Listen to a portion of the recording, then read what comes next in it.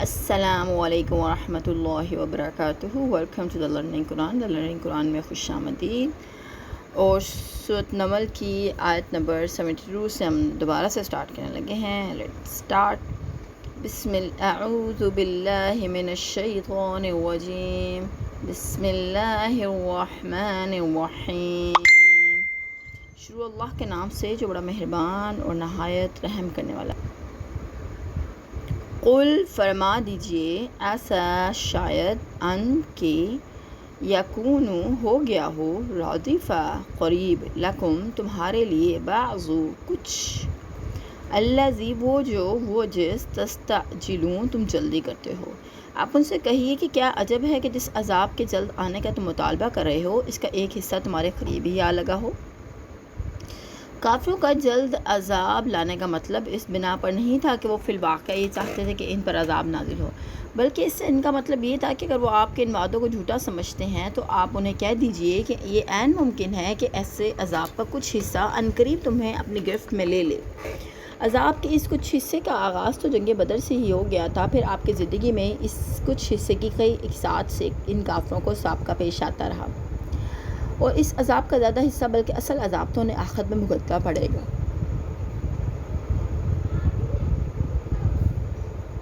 واضح رہے کہ اس آیت میں عرضی کا لفظ ان معنوں میں نہیں کہ شاید تم پر عذاب آ جائے نہ آئے، بلکہ یہ شاہانہ انداز کلام ہے، اور بڑے لوگ جب اس انداز سے خطاب کریں تو وہ یقینی بات سمجھی جاتی ہے، اور اگر ایسا کلام اللہ تعالیٰ کی طرف سے ہو تو پھر اس میں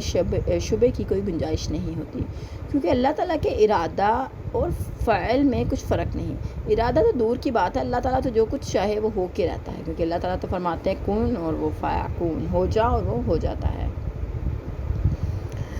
نیکسٹ وَإِنَّ اور بے شک، ربک تمہارا رب، لذو فضل البتہ فضل والا، علی الناس لوگوں پر، ولیکن اور لیکن، اکثرہم ان کے اکثر، لا یشکرون شکر نہیں کرتے۔ آپ کا پروردگار تو لوگوں پر بڑا فضل والا ہے، لیکن اکثر لوگ شکر نہیں کرتے۔ یعنی اگر عذاب آنے میں کچھ تاخیر ہو رہی ہے تو وہ اس لیے نہیں کہ لوگ عذاب کے مستحق نہیں، بلکہ اس لیے ہے کہ اللہ تعالیٰ کے فضل سے اس کی رحمت کا تقاضا یہ ہے کہ ابھی انہیں سمجھنے سوچنے کے لیے کچھ اور مہلت دی جائے۔ اب چاہیے تو یہ تھا کہ لوگ اللہ تعالیٰ کا اس مہلت دینے پر شکر ادا کرتے، یہ الٹا عذاب کے واقعہ ہونے کا ہی مذاق اڑانے اور اسے جھٹلانے پر لگے ہوئے ہیں۔ وَإِنَّ اور بے شک، ربک تمہارا رب، لَيَعْلَمُ خوب جانتا ہے، مَا تُكِنُّ جو چھپی ہوئی ہے، صُدُورُهُم ان کے دل میں، وَمَا اور جو يُعْلِنُونَ وہ ظاہر کرتے ہیں، اور بلا شبہ تمہارا پروردگار خوب جانتا ہے جو ان کے سینے چھپاتے ہیں اور جو کچھ وہ ظاہر کرتے ہیں۔ ان کے زبانی مطالبہ تو یہ ہے کہ عذاب جلد کیوں نہیں آ جاتا، لیکن اس مطالبے کے جو محرکات ہیں اور جو کچھ یہ اپنے آپ کو دلوں میں سمجھے بیٹھے ہیں، اس کا یہ تمہارے سامنے اظہار نہیں کرتے۔ ان کے دلوں کے پوشیدہ کینوں اور ناپاک ارادوں کو اللہ تعالیٰ خوب جانتا ہے۔ وما اور نہیں، من کچھ، غائبات غائب، فی السماء آسمان میں، والارض اور زمین میں، الا مگر، فی میں، کتاب مبین کتاب روشن، اور زمین و آسمان کی کوئی پوشیدہ چیز ایسی نہیں جو کتاب مبین یعنی لوح محفوظ میں لکھی ہوئی نہ ہو۔ یعنی ان لوگوں کے ظاہری اعمال سے بھی اللہ واقف ہے، اور باطنی خیالات سے بھی، ان کی حالیہ کرتوتوں سے بھی، اور کچھ یہ آئندہ کے لیے سازشیں کر رہے ہیں، ان سب باتوں سے صرف واقف ہی نہیں بلکہ یہ سب کچھ پہلے سے ان کے ریکارڈ میں درج ہے۔ نیز یہ بھی کہ کچھ لوگوں کو کتنی مہلت دی جائے گی اور کب ان پر عذاب آئے گا، جو چیز علم الہی میں طے شدہ ہے وہ اپنے وقت پر آ کے رہے گی۔ اِنَّا بے شک، ھذا یہ، القرآن قرآن، یقص بیان کرتا ہے، علی بنی اسرائیل بنی اسرائیل پر، اکثر، الذی وہ جو، ہم وہ، فیہ اس میں، یختلفون اختلاف کرتے ہیں۔ بلا شبہ یہ قرآن بنی اسرائیل پر اکثر وہ باتیں بیان کرتا ہے جن میں وہ اختلاف رکھتے ہیں۔ یہ اختلاف صرف عقائد میں ہی نہیں بلکہ احکام اور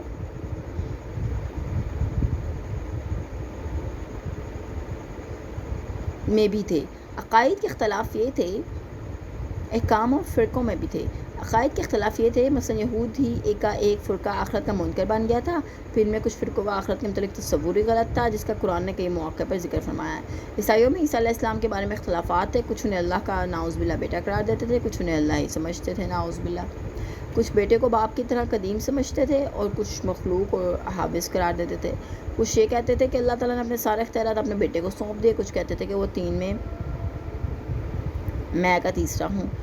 اور احکام میں اختلافات، ان کی تحریفات لفظی اور معنی لفظی کی بنا پر تھا۔ بہت سی آیتوں کو وہ چھپا جاتے تھے اور بہت سی آیتوں کی تحریف کر لیتے تھے۔ ان کی ایسی حرکات میں بھی قرآن پاک میں متعدد مقامات پر بالوضاحت مذکور ہے۔ ان سب اختلافات کا نتیجہ یہ تھا کہ وہ بہتر فرسوں میں بٹ گئے تھے۔ قرآن نے آ کر ان اختلافات کو بیان بھی کیا اور ان میں صحیح راہ بھی متعین فرمائی کہ فلاں مسئلے میں اصل حقیقت یہ ہے اور فلاں میں اتنی حقیقت ہے۔ یہاں اس آیت کے ذکر کرنے سے مطلب یہ ہے کہ اس وقت جو اختلافات کفار مکہ اور مسلمانوں کے درمیان ہیں، ان میں بھی قرآن صحیح راستے کی نشاندہی کر رہا ہے۔ وَإِنَّهُ اور بے شک یہ لَہُدًى البتہ ہدایت وَرَحْمَةٌ اور رحمت للمؤمنین ایمان والوں کے لیے، اور یہ مومنوں کے لیے ہدایت اور رحمت ہے، یعنی یہ قرآن بنی اسرائیل کے اختلافات میں سیدھے راستے کی نشاندہی کرتا ہے اور جو اس پر ایمان لے آئیں تو ان کو ان گمراہیوں سے بچا لیتا ہے جن میں یہ لوگ اس وقت مبتلا ہیں۔ نیز جب انہیں قرآن کی بدولت زندگی کا صحیح راستہ مل جائے اور اس پر عمل پیرا ہوں گے تو اللہ کی ان پر اس قدر رحمتیں نازل ہوں گی کہ جن کا یہ قریش آج تصور بھی نہیں کر سکتے۔ چنانچہ اس قرآن کی بدولت چند ہی سالوں میں ان ایمانداروں کی ایسا کایا پلٹی کہ وہی بدو جو لوٹ مال اور قتل و غارت میں مشہور تھے، وہ دنیا کی پیشوا، تہذیب انسانی کے استاد اور زمین کے ایک بڑے حصے کے فرمان روا بن گئے۔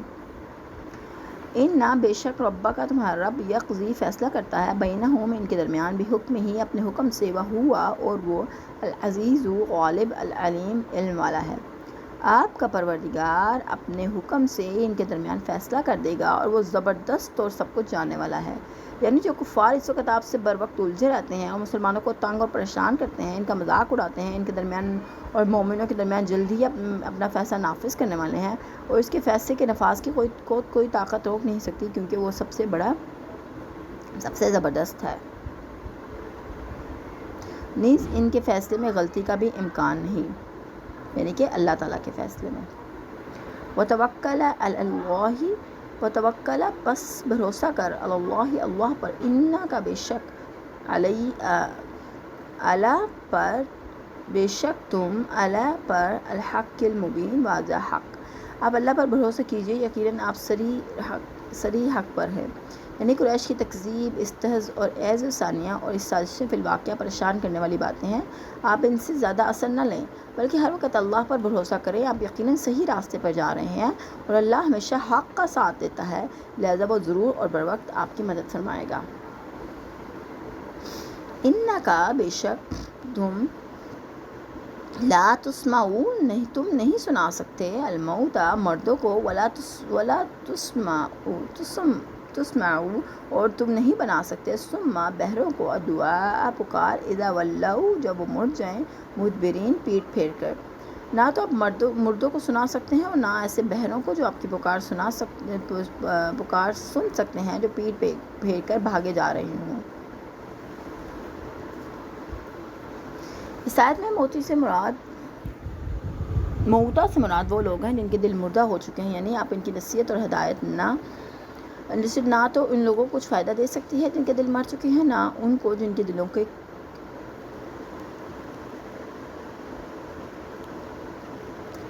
کے کان بہرے ہو چکے ہیں، بالخصوص اس صورت میں وہ بہرے الٹے پاؤں بھاگے جا رہے ہوں۔ بہرے کا بھی چہرہ اگر بات کرنے والے کی طرف ہو تو وہ متکلم کے اشاروں سے یا بات کرنے کے انداز سے ہی اس کا کچھ نہ کچھ مفہوم سمجھ لیتا ہے، لیکن اگر اس کا رخ ہی بات کرنے والے سے الٹی طرف ہو، مزید برآں وہ بھاگے جا رہے ہوں، تو اس سے کیا توقع ہو سکتی ہے کہ وہ متکلم کی بات کو کچھ نہ کچھ سمجھ سکے گا۔ وما انت اور تم نہیں بہادی ہدایت دینے والے العمی اندھوں کو ان سے ضلالتہم ان کی گمراہی ان نہیں تسمعوا تم سنتے ہو الا مگر صرف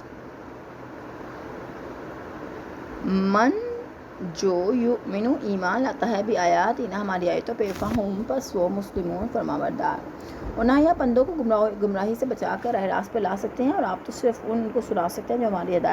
ہماری آیات پر ایمان لاتے ہیں پھر فرمانبردار بن جاتے ہیں۔ یعنی ان کافروں کی ہدایت پانے کی 4 ہی صورتیں ممکن ہیں، جن میں سے 2 سننے سے تعلق رکھتی ہیں، 2 دیکھنے سے۔ سننے کی پھر 2 صورتیں ہیں، ایک یہ کہ صرف زندہ ہی سن سکتا ہے، مردہ نہیں سن سکتا۔ اب چونکہ ان کے دل مر چکے ہیں لہذا اس طریقے سے ان کی ہدایت ممکن نہیں۔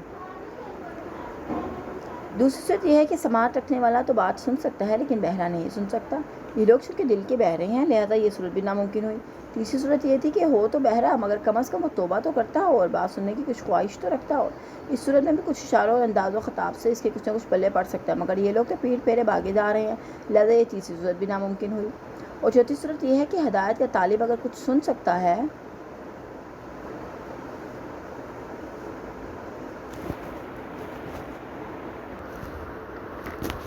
اور یہ لوگ تو پیچھ پھیرے بھاگے جا رہے ہیں لہٰذا یہ تیسری صورت بھی ناممکن ہے۔ اور چوتھی صورت یہ ہے کہ ہدایت کا طالب اگر کچھ سن سکتا ہے تو دیکھ کر بات سمجھ لے، اگر اسے کوئی اشارے سے راہ بتلائے تو سیدھی راہ کی طرف آئے، یا کم از کم جو لوگ سیدھی راہ پر چل رہے ہیں انہیں دیکھ کر ان کے پیچھے ہو لے۔ اب یہ کفار چونکہ دلوں کے بھی اندھے ہیں لہذا ان کی ہدایت پانے کی چوتھی صورت بھی ناممکن ہوئی، لہذا ایسے مردہ دل کے بہرے اور اندھے لوگوں سے ہدایت پانے اور اسلام لانے کی توقع بیکار ہے۔ یعنی آپ کی نصیحت اور ہدایت صرف ان لوگوں کے حق میں مفید ہو سکتی ہے جو خود بھی ہدایت کے طالب ہوں، آپ کی باتوں کو غور سے سنتے ہوں، ان کے دل زندہ ہوں، دل کے کانوں سے سنتے ہوں، دل کی آنکھوں سے اللہ کی آیات پر غور و فکر کرتے ہوں، اور ایسے ہی لوگ ایمان لاتے ہیں، اور ایسے ہی لوگوں سے ایمان لانے اور ہدایت پانے کی توقع کی جا سکتی ہے۔ وَإِذَا اور جب وقع القول واقعہ پورا ہو جائے گا، وعدہ عذاب علیہم ان پر، اخرجنا ہم نکالیں گے لہم ان کے لیے دابۃً ایک جانور، من الارض زمین سے، تکلمہم وہ ان سے باتیں کرے گا، ان الناس کیونکہ لوگ، کانوا تھے، بآیاتنا ہماری آیت پر، لا یوقنون یقین نہ کرتے۔ اور جب عذاب کی بات پوری ہونے کا وقت آ جائے گا تو ہم ان کے لیے زمین سے ایک جانور نکالیں گے اور جو ان سے کلام کرے گا کہ فلاں فلاں لوگ ہماری آیتوں پر یقین نہیں رکھتے۔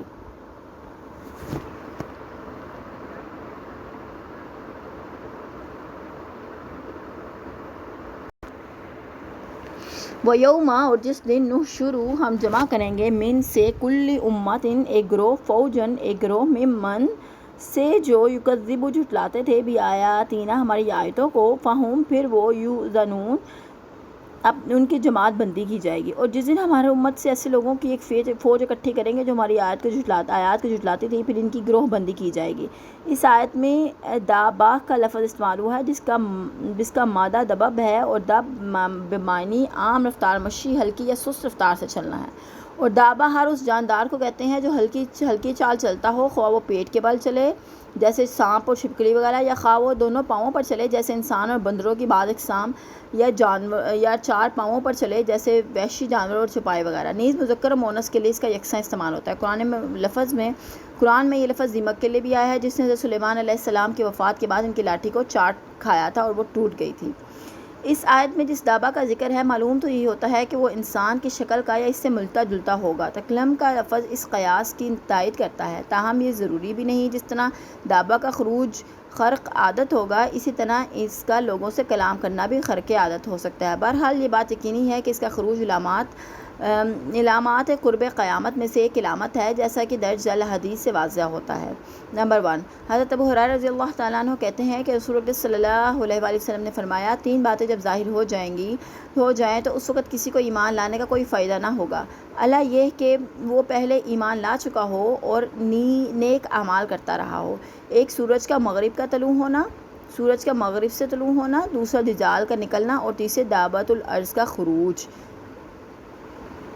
نمبر 2، حضرت ابو ہریرہ رضی اللہ تعالیٰ عنہ کہتے ہیں کہ رسول صلی اللہ علیہ وسلم نے فرمایا، دابۃ الارض نکلے گا تو اس کے پاس سلیمان کی مہر اور موسیٰ علیہ السلام کا عصا ہوگا، پھر وہ عصا موسیٰ سے مومن کے منہ پر لکیر کھینچ دے گا جس سے وہ چمک اٹھے گا، اور کافر کی ناک پر سلیمان کی انگوٹھی سے مہر لگا دے گا کہ یہاں تک کہ سب لوگ ایک خوان پر جمع ہوں گے تو وہ کہے گا کہ یہ مومن ہے اور یہ کافر ہے، یعنی مومن اور کافر ممتاز ہو جائیں گے۔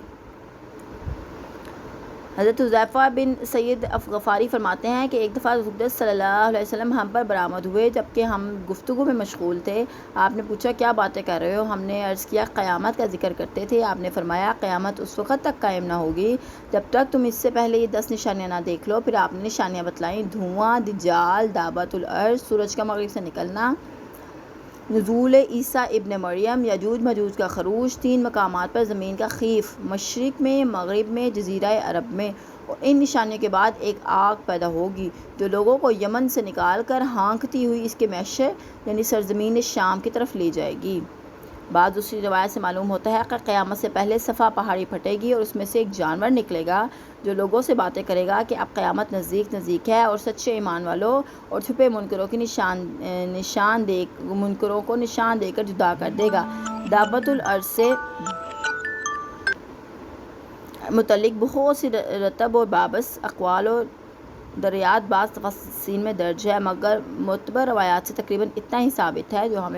نے ذکر کر لیا ہے اس کے بارے میں۔ تو